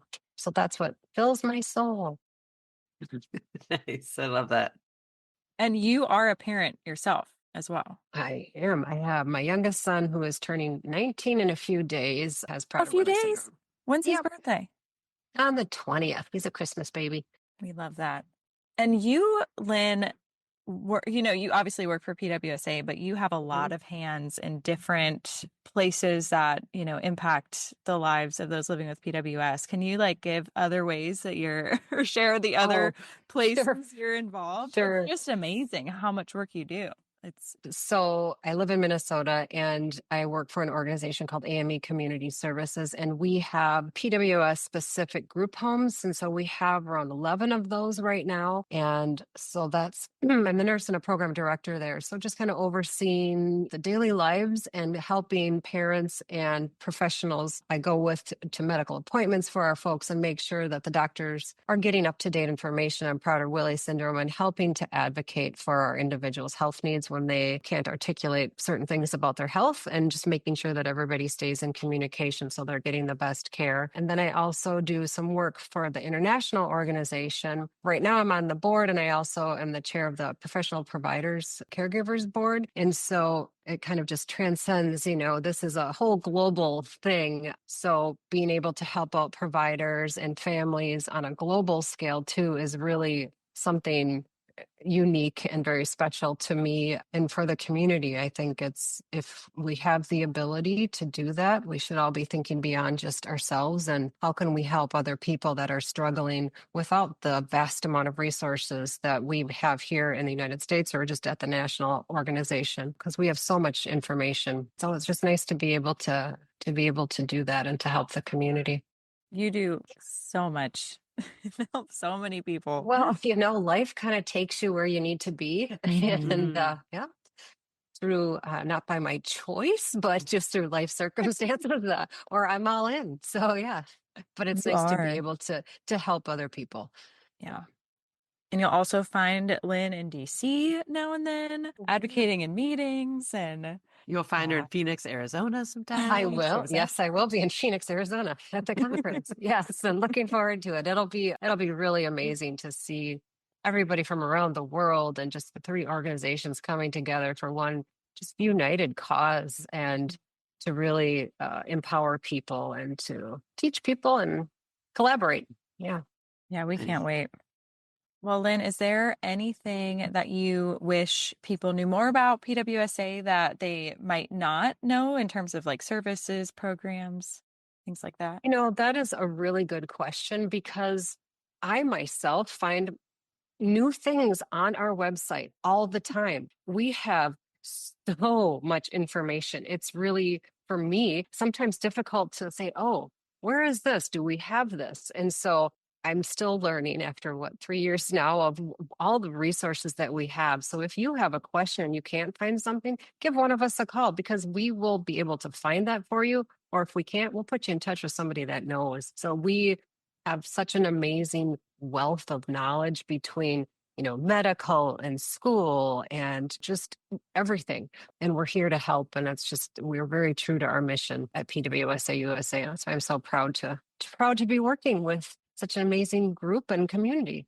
Thank you so much, Lynn, for all you do and for coming on today to share a little bit about that with our listeners here. And we can't wait to continue our Ask Nurse Lynn in 2025. Yeah, well, thanks for the opportunity and thanks both to you, You all do so much. We couldn't do it without each other and without the support of our generous donors. Yeah, no, really, we're a great team and it's a privilege to work with the team and the community.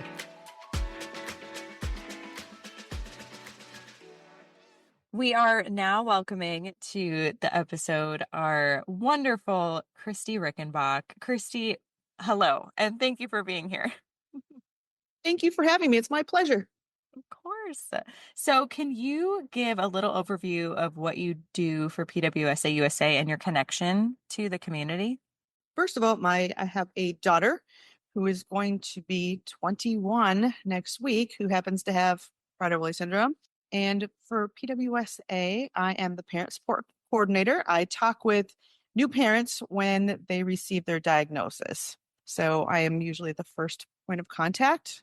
So I get the pleasure of talking with them and hopefully giving them a little bit of hope and getting rid of some of the fears that they probably have.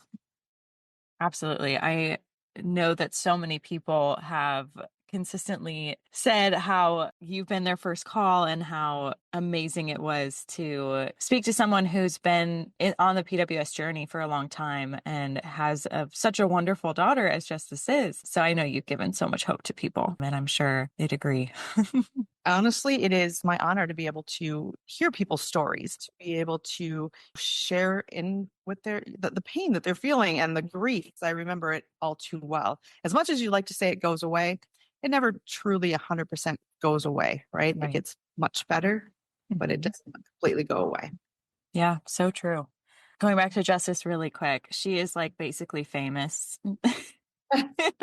Our community and the rare disease community. Can you, just for fun, give like one of the stories of just being maybe on Capitol Hill and someone just like recognizes you? Yeah, we were my favorite. We were literally sitting on a curb, like right in Washington, D.C. We were just sitting there and this lady walked by and she was just staring at us. And I was thinking to myself, is my hair sticking up? I'm like, what is she staring at? And all of a sudden she comes back and she goes, Justice, is that you? And I'm like, my gosh, who is this person? I had no idea.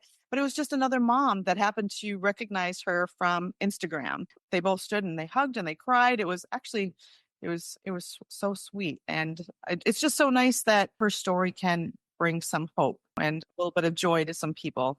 That's what she wants to do. So Right. she seems to be doing it. She does it really, really well. I honestly, and our listeners know this, but I came into this community not having much affiliation with Prader-Willi syndrome or the association. And Justice is one of those individuals who really makes me feel welcome and like I'm part of the family here. So And she loves the fact that you guys often come out in very similar outfits, unbeknownst we to do anybody. match. We do somehow match a lot. We're like, we got some twin telepathy going on or something. She's She such a loves light. it. She's I love her. And I could talk about Justice all day, but we're here to talk about you. So, is there something, Christy, that you really love about working for PWSA USA? I mean, quite honestly, I could write books about why I love working for PWSA. I tell people all the time, I mean, sometimes what I do is hard, right? You know, to sit and kind of have to relive all of those feelings all over again, sort of on a daily basis can be hard. But the reward at the end, you know, when parents are sharing their story and they're crying at the end there, they say, thanks, you know, I have a little bit of hope. Maybe they even give a little bit of a laugh about something, you know. So to have that is amazing. The people that I work with, and I'm not just saying this because you're on here, but the people that I work, they are some of the hardest working, most dedicated people that I think I've ever worked with. And I've worked with a lot of different companies over the years, and nobody complains. They just go in because they know the greater good. They know all of the things that we're doing, and we don't get credit for a lot of the things that get done, and nobody cares. And that is what makes everybody at our team amazing. They're not looking for the pat on the back, the, oh, you did a great job. They just do it because they love our community and they love what they do. And that it shows. It shows in everything that comes out from PWSA. It really does. That's such a true statement. I honestly immediately think of Dorothea and all the great things that she does. And every time she gets a shout out in a staff meeting or something, she's like, that wasn't just me. This is the team. Like the team's doing this. And she never takes full credit. It's so funny, but she does so much. You know, So but that's, I mean, you one just think of, example. right. But you think of all the things that go on behind the scenes and all the things that PWSA does that the majority of our, even our community don't realize all of the things that we do. You know, I mean, Kim going to do all these trainings at schools and she's traveling all over to train group homes or whatever. And people don't realize that that is even available to them. So I think that's one of the hardest things. The best thing about working is, you know, all the things that we do. The hardest thing is all the things that we do that people don't know that they could have access to.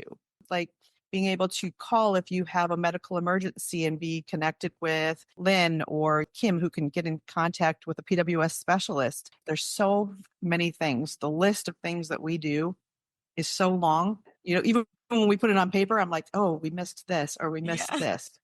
So for our small team, the amount of things that we get done, it's quite amazing. Yeah, I completely agree. I feel like I learn new things every day, or new things just are approved daily too, which is amazing.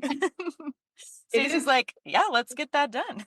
I know it is crazy. Like before, I was just talking with Nurse Lynn right before this because there's just been a whole bunch of new information that I've kind of find out about, and I'm like, I need to run this by somebody. So the constant change and everything, but PWSA is on top of all of that. And I talked to Lynn, and she's like, oh yeah, I'm already researching that, or I'm doing that. So I'm like, great, thank you, because I need to be able to explain it to families when they reach out and ask me. The biggest takeaway that I get from working for PWSA is just the hope that we truly give to all of our families with all of the different things that we do. Very well said. And just to finish here, Christy, I would love for you to share the new exciting thing that you helped make possible for new families and for families who recently lost a loved one. If you can give some insight into this new initiative that came about in the last couple months. Yeah, it's something beautiful. I think it's amazing. Yeah, I have been dreaming of getting this off the ground for quite some time, and we were fortunate enough to get a donor to help to cover the cost of this, but we have a new diagnosis package that we mail out to families when they have a new baby that is born. I'm not going to share everything that's in it because I don't want everybody to know. Yes. But it's, Make me the so surprise. we get that out with a beautiful card with some hopeful and helpful words in it. And then for those who unfortunately lose a child of any age, we have a bereavement package that we mail out also that I hope brings them a little bit of comfort and a reminder that no matter what, they're still part of our community and we'll always be there for them. It is so amazing that that was able to come to fruition and your dream of it happening came true. I know. I have literally been dreaming of it for a long time, and to find all the right things to show the strength of our kids and the love, and I just think it's great. And then the bereavement package, just just to give them a little bit of love and a little bit of light, dark time. So, And just that reminder again that we are always here. Right. From Always here. From the time our children are born until, unfortunately, whenever they are not, we are always here for everything. And we'll continue to be, right? Forever. Forever. Forever. Forever and ever. Well, thank you so much for sharing that, Christy, and giving some insight into what you do. You do so much and you are so loved by this community. So thank you. I love this community. All the time. Love them all. Thank you. Thanks for taking time to talk with me. Thank you.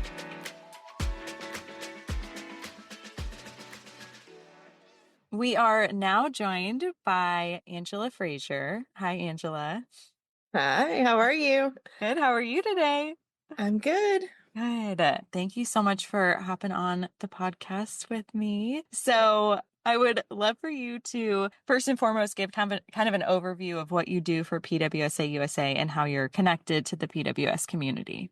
I am actually the event planner for PWSA USA. And actually, I just figured out next month is my 3rd year, which is crazy. Amazing. So, I know. So basically, any kind of events that our organization will do, like from the Moms Retreat to DC Fly-In. We did the Residential Provider Conference for the first time this year. I'm in charge of all that. But the main thing that keeps me really busy is our conference that we have every other year.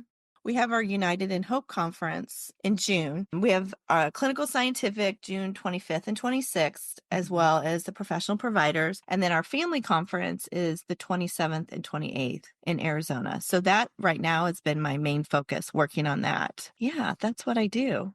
Yeah, Angela does all the nitty-gritty details of keeping connected with the hotel staff and making sure all the rooms are ready to go and like the reorganizing, depending on how many attendees we end up getting, making sure all the food is ready and what menus we have, just all of the details. And again, for such a large event, there's so many. So it does keep you so busy. It does. Last time I looked, we have 600 people registered and we're still 6 months out. So if anybody hasn't registered yet, I'd really encourage you to get on and register, as well as getting your hotel rooms. I had a huge block and it's slowly dwindling, which is amazing. Filling up so fast. It's filling up so fast. And I'm so excited because, we're going to be joined with IPSO and FPWR, and that's the first time we've ever done that. So it's going to just be so amazing for our community, for all of us to be together and work together. We have some great speakers that are coming. So I'm really excited about all that. Yeah, we'll be sharing like the agendas relatively soon here. Soon. Yeah. Getting all that. I'm excited. Detail. I know, me too. I'm so excited. I think it's going to be literally such a historical event and moment for the community to, again, just see this collaboration between all 3 organizations. That's never happened, like you mentioned. So what a time, to come together. It's going to be awesome. It's going to be great. And then we're doing our, it's PWSA's 50th, our birthday anniversary, whatever we want to call it, celebration, party. All of it. All of it. And we're actually going to do something special that Friday for everybody that's attending. And it's going to be free for everybody to come. So it's just a time for us to all be together and just celebrate. And I think the thing that I love about my job is I'm meeting all these new people, and we kind of know each other from social media, and then to actually meet them in person, it's awesome. Yeah. I love it. It's a lot of fun. And you have definitely like an events background. So coming into this job, it was such a good fit to, Yes, I loved especially it. for like this community specifically, not just like strangers coming to a Yes. hotel. I've always loved to plan an event or a party, I would Mhm. say. But yeah, Yes, my you're good at background that. is hospitality management. So I used to, work for like hotels and stuff. And then my son Joseph, that is 13, he's the one that's diagnosed with Prader-Willi out of my 4 kids. And it just so happened I was getting more plugged in with PWSA. And then Christy, we were in Mhm. clinical trial together. And we were just sitting at the airport one day and I was like, does are you guys hiring? Like what? And she looked at me and she's like, wait a minute, you're an event planner. And then I was like, I am. And then a month later, I was working with you guys. So it was Happened great. fast. It happened. It Christy was just fun. like I grabbed love you it. and didn't let go. Yeah. Yes, yes. But it's been great. Like I love our team. I think we probably laugh more than like when we're on our little team meetings and stuff. I was like, oh my gosh, like it makes me happy, and I feel like I'm not alone too. Because a lot of our staff have kids with Prader-Willi. So Right.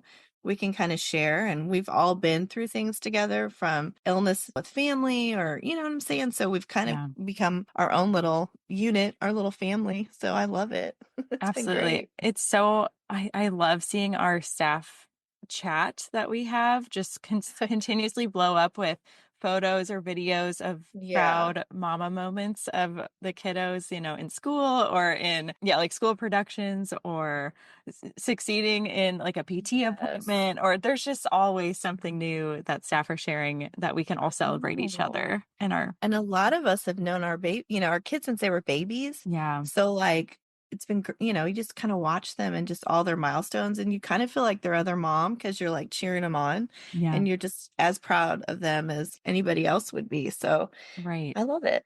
I love Yeah. it. Me too.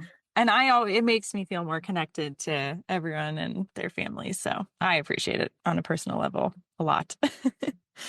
So talking about conference a little bit more since I have Yeah. you, and this is a great opportunity to do some plugs for different things and some awareness for different pieces of the conference that we're trying to get out. So registration is going to be open through early June.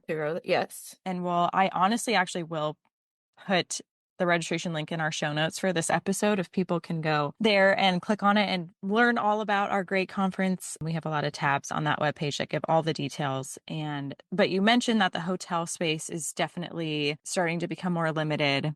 It is, especially for the clinical scientific, the beginning of the week. Those are really, we only have, I think on Tuesday, I might only have like 30 rooms left. The end of the week, the family conference, I have a little bit more rooms. So I do encourage everybody, if they can, even if you haven't registered yet, try to book your hotel room. Our camps, unfortunately, are booked. All the camps are full, which is exciting. Those are full. I know we want to make sure people are aware of, because of the camps are full and they still might want to attend, and we want everyone to attend if they're able to, but that might mean that they have to bring their loved ones with them during the day or Yes. have them be watched while they're at sessions or something like that because these camps are full. But if someone's going to bring their loved one to the program day and have lunch, there is an additional cost for that. I think we wanted to make sure that Yes. people are aware of Yes. that. So when you register, and if you are going to bring, I know a lot of people will bring their own lunches for their kids because of the special diets, but if you do want them to join you for lunch, there is a spot on registration where they can sign up for them to have lunch. And that helps me out too. So I'm going to have to obviously order for everybody. And so I don't Right. want anybody to not have a meal and stuff like that. But for sure, they can come. And I do know a lot of families are bringing like grandparents. And it's a great resort. There's a water park, there's a golf course. I mean, there's a lot of things to do. So even if other family members came, they would have things to do around the area. Right. They could watch your little one. Yeah. Go enjoy some time with I them at the pool. know. I want to be at the water park. We're going to be jealous. And not to be confused, I guess, with the people who are already registered for the camps, their camp registration does come with lunch. Yeah. So if their your kid signed up for camp Yep. currently, they will get lunch. So that's not an additional No, fee. That's not part of this. No.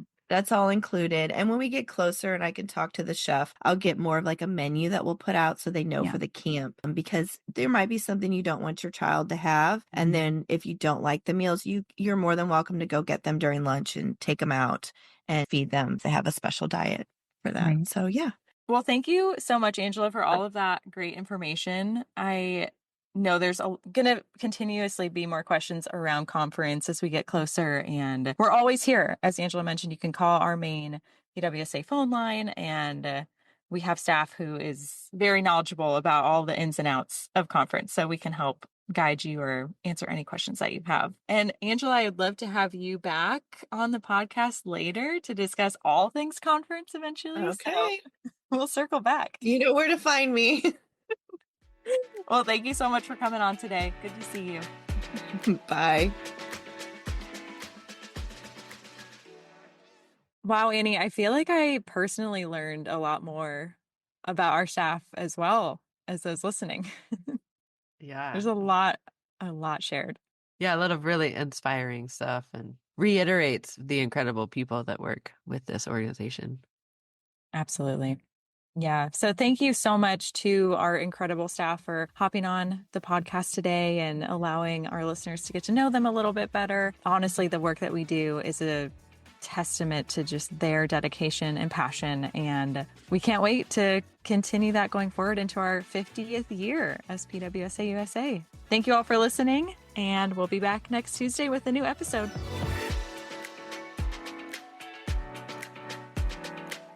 Thank you for listening to this episode of PWS United.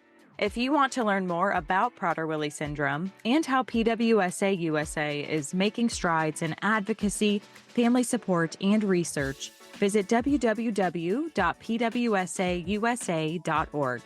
And while you're there, we encourage you to sign up for our Pulse email newsletter to stay informed about the latest news, resources, and events. Don't forget to subscribe to the PWS United podcast so you never miss an episode. Our team is always available to support families and their loved ones living with PWS 24 hours a day, 365 days a year. You can call us at 941-312-0400 or email info@pwsausa.org. Catch a new episode next Tuesday, and until then, have a great week.